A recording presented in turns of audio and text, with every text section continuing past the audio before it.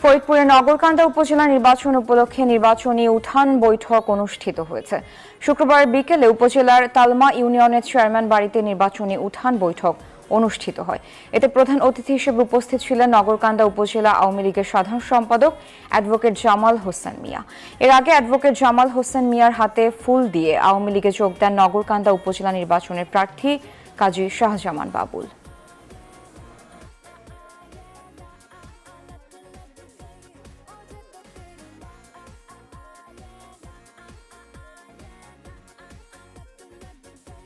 ফরিদপুরের নগরকান্দা উপজেলা নির্বাচন উপলক্ষে নির্বাচনী উঠান বৈঠক অনুষ্ঠিত হয়েছে।